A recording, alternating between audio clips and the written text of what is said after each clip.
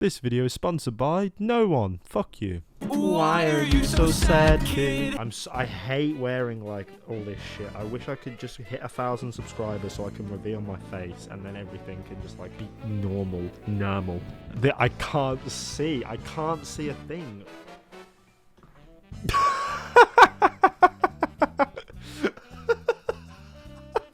Yeah, we're doing that. Okay. With my little mandibles. Okay. Hello, everyone. I hope you're all doing better than I am right now. I'm so hot. So, let's get right into the topic of this video. Dracula. Fuck this book. Being a registered doctor, I think this book suffers from an effect that I like to call the 1984 effect. According to a random episode of QI that I got this fact off, a quarter of the people who have said they've read the book, 1984, are actually lying about it, and I think the same can be said for Dracula, because this book is so fucking boring. And I know what some of you are going to say. This book is 130 years old, of course it's going to be boring. And to that I say, touche, but I'm going to try and prove you wrong anyway. Exhibit A, Frankenstein. I was forced to read this book by the UK education system, just like Dracula, but the difference being, I really enjoyed this book, so what gives? This book also came out 200 years ago, so it's not an age difference. Well, arguably one of the most important things about a story, the pacing. So I obviously don't expect you to have read Dracula to enjoy this video, so I'll give you a quick rundown of the story just so we're all caught up. Jonathan Harker goes to Castle Dracula to speak to Dracula about the new house he's buying in England. Slowly but surely, Jonathan starts to discover the dark secrets of the castle and of Dracula himself and decides he must escape somehow. And to the book's credit, these 50 pages or so where all of this is happening are some of the best written, most disturbing, most on the edge of your seat pages in the book. What Dracula should be. But the book then starts to fucking trail off out of nowhere. We never actually see Jonathan's escape, it kind of just cuts away from him, and then I swear to God, for the next 200, maybe even 300 pages, nothing fucking happens. Obviously, of course, that's a little bit of an exaggeration, but I'll tell you the main bullet points just to save you a lot of time. We meet 6 new characters. That's right, 6. Lucy, the main love interest for basically every single male character in the book except for Jonathan, who is married, dies and becomes a vampire but then is killed again. The group researches vampires and finds out how to stop Dracula. Jonathan's wife gets attacked by Dracula, adding a layer of suspense as she slowly starts to turn, even though she never fully turns, so all that suspense is basically for nothing. The group race to kill Dracula and they kill him. The Count doesn't even put up a fight because they kill him in the day, so he's asleep the whole time. Oh yeah, and also Quincy Morris, one of the main characters where that's the least time given to him in the book, and who is one of the only characters who doesn't ever write a diary, dies. So basically the character we give the least fucks about dies at the end to try and get a few cheap heartstring tugs out of us. Brilliant. And I have left barrels and barrels of content from this book just because it's so irrelevant in the grand scheme of things, like The Mental Patient and so many others. It's not good. It's not good fucking writing. It's long, boring, and people will be dropping the book long before they get to the good stuff. While on the contrary, you have Frankenstein. Even though the book has a weird opening, it makes sense once you've read it, and that's the only criticism I have for it. And being a bit slow at times, it has a very consistent and interesting narrative that flows effortlessly. So in my opinion, the pacing of this book, in a word, is fucking atrocious. Why am I even making this video? As if Bram Stoker's gonna come back with a response. The fucker died like 110 years ago. Why am I doing this? Next thing, horror. Arguably the most important thing for a gothic book. So, does Dracula do horror well? Fucking hell, no. Now, I should also preface this by specifying by what I mean when I say horror. Obviously, you're not jumping out of your seat from reading Dracula or hiding under the covers from it. But I feel like on a basic level, you should feel at least something from this book if it's going to class itself as horror. And even when I look at it with a completely unbiased opinion, there are perhaps 2 scenes in the whole book that made me feel some level of horror. And what do you know? They happen to be in the first 50 pages, the best pages of the book. And if I'm being honest as well, the horror really came from shock value, if anything, so it's not even good horror. The two scenes, by the way, being a baby gets eaten whole by these three voluptuous vampire women, and if you think me calling them voluptuous is a bit strange, that's not me, that's a direct quote from the book, because I think Bram Stoker may have had a fetish for vampire women, for the amount of detail he goes into them about them being voluptuous. And then there's another scene when the woman whose baby it was comes to try and get the baby back. Dracula sets a bunch of wolves on her and she just dies. It's very sad. Like, these scenes were shocking. It's like a baby's getting eaten whole and a woman's getting eaten whole by wolves. That's fucking... that is scary. I didn't expect it, if I'm being honest. But also, they're just happening to random people we've never met. Whilst in Frankenstein, there are many scenes like this that happen to actual main characters. Like, for example, Victor's younger brother, wife, best friend, and many other characters close to him being murdered directly or indirectly by the monster. The monster being Frankenstein. I call him the monster because that's what they call him in the book. This is not Frankenstein, this is Frankenstein, okay? We're all on the same page? Good. The monster in Frankenstein is like this omnipotent being able to travel wherever he wants, find out whatever he wants, and kill whoever he wants, leaving you constantly scared throughout the book, even when he's not there, because you know he is inevitable. He is a manifestation of the consequences of Victor's actions, so it just follows him wherever he goes. Whilst Dracula in his book kind of just turns up randomly whenever he feels like it. I mean, I guess it is shocking when it's revealed he snuck into Mina's house and is like sucking her blood, but then he instantly gets defeated by garlic and crosses and shit, and then he just runs away, which brings me on to my next point. I'm just going to say how it is. I don't think vampires have had a really good interpretation in media. The only time I've ever seen vampires being like displayed fucking amazingly is in the Castlevania TV show. But that's also because the Castlevania TV show is... it's so good. In that especially, Dracula, but also every other vampire, is shown to be these higher beings who think of humans as like cattle and have immense strength, speed, an affinity for magic, and a power over demonic forces, and they're overall so threatening. Yet, I have no idea how the creative team at Castlevania were able to glean these images from the Bram Stoker novel, because Dracula in this book is one of the most weakest, pathetic monsters I've ever seen. And I think the main culprit is how badly Bram Stoker decided to nerf vampires in this novel. So we all know the regular vampire weaknesses such as sunlight, garlic, the cross, stake through the heart, you know, all of those things.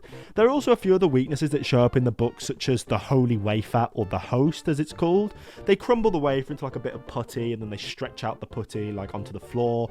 They make like a little putty perimeter, little putty perimeter. And because the wafer's in the putty, the vampires can't cross over. Like, they basically make an invisible wall to stop the vampires from coming over because the wafer's on the putty. I hope that makes sense.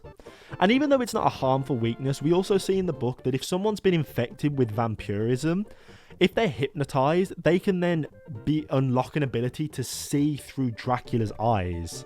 Pretty OP ability. What we've gathered is Dracula in the novel has a lot of fucking weaknesses. Now this is obviously fine. When you create a very powerful monster that needs to be defeated in the end of the novel, it needs to have weaknesses.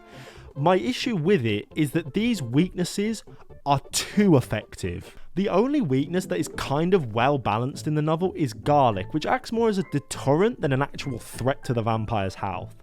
And we actually see that in the book, if he uses enough strength, he can power through garlic, meaning that like he's not instantly defeated by it. The ones that I have the most issue with are the cross and the host. The cross is like the ultimate weapon.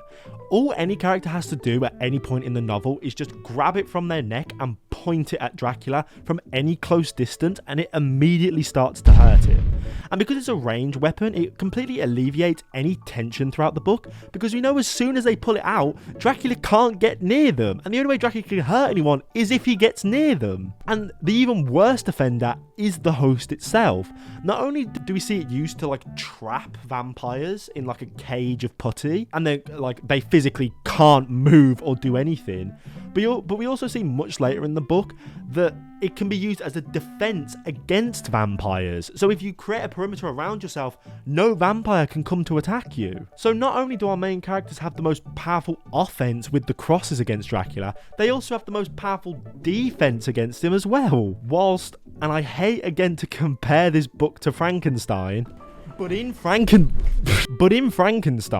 the monster is completely unstoppable. He's an 8-foot tall, unfathomably athletic creature who is made out of pure muscle and can run, jump and swim with a level of skill and intensity that no human could ever recreate. And throughout the book, these attributes, combining with the fact that he has the determination and resilience of a fucking god, mean that he can find anyone no matter where they are on the globe. Victor at one point in the book tries to create this elaborate goose chase across the world to try and throw off the monster from his trail, and then he goes to one of the most isolated islands in the world to finish off like his experiment that he's doing, and the monster finds him almost instantly. He can never be stopped by anyone, and big spoiler alert for anyone who's never read it, the only reason the monster dies in the end is because he kills himself. The only thing that can stop the monster is himself. Fucking Chad. I'm not being funny, it just makes Frankenstein infinitely more scary than Dracula, especially when you take into account his design.